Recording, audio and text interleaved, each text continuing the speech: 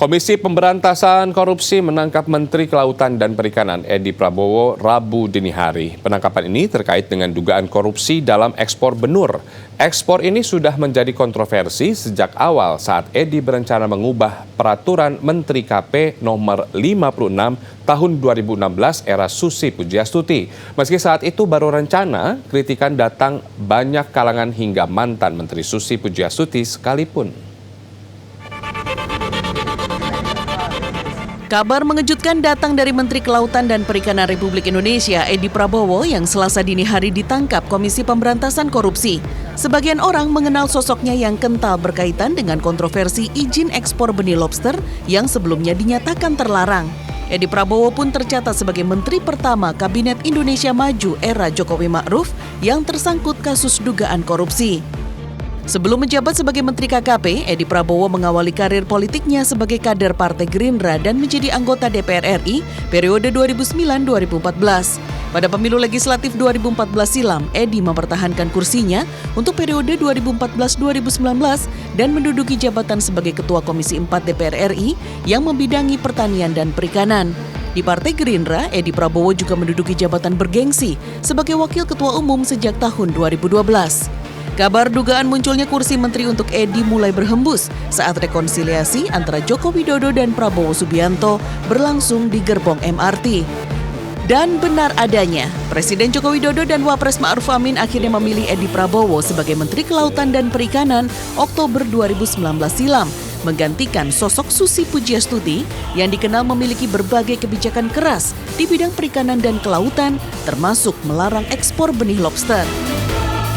Nah, tapi memang yang paling pertama yang ditekankan adalah ini soal bukan soal partai politik atau bukan, tapi yang paling pertama adalah soal integritasnya, rekam jejaknya. Ini yang menurut saya penting. Nah, setelah itu kita bicara soal kualitas dan kompetensinya. Ya kalau dia misalnya baik, dia benar, rekam jejak bersih, tapi nggak punya kompetensi, kan repot juga. Sebelumnya, Komisi Pengawasan Persaingan Usaha atau KPPU mengendus adanya dugaan praktik monopoli bisnis jasa kargo ekspor benih lobster. Dugaan ini disampaikan KPPU pada siaran pers 12 November silam. Dugaan ini muncul karena pengiriman benih lobster hanya dilakukan di satu bandara, yaitu Bandara Soekarno-Hatta. Juru bicara KPPU Guntur Syahputra Saragih juga menyatakan KPPU telah melakukan penelitian perkara inisiatif atas praktik bisnis ini.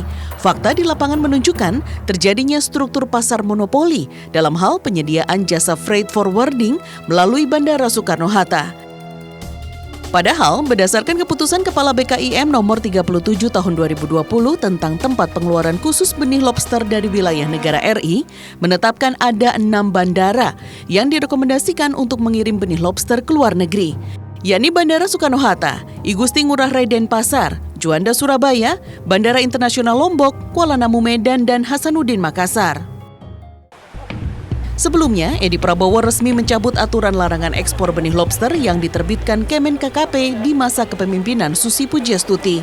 Buntutnya, bermunculan nama-nama pengusaha besar di pusaran ekspor benih lobster ini, termasuk adik kandung Menteri Pertahanan Prabowo Subianto, Hashim Joyo Hadikusumo, yang ikut bermain dalam bisnis besar ini.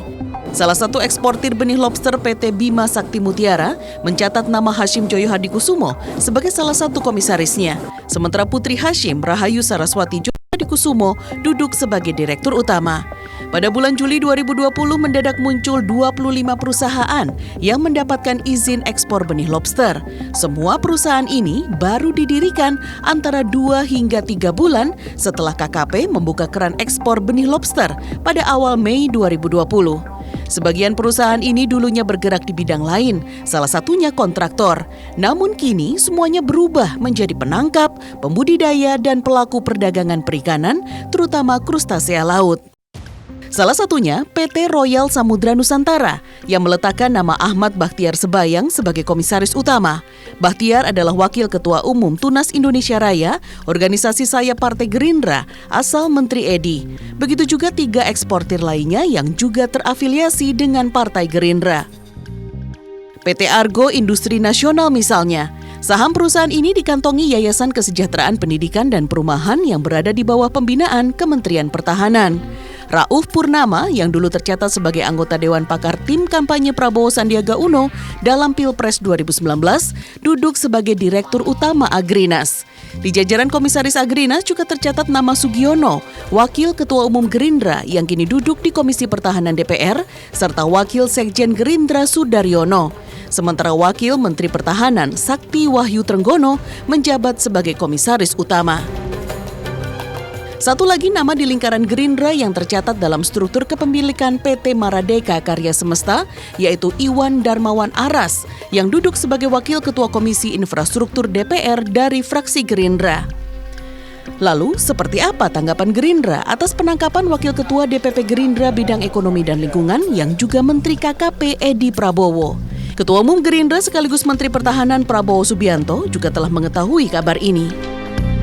Kami baru mendengar berita soal kader kami yang menjadi Menteri KKP itu baru dari media massa, baik media cetak, online maupun televisi.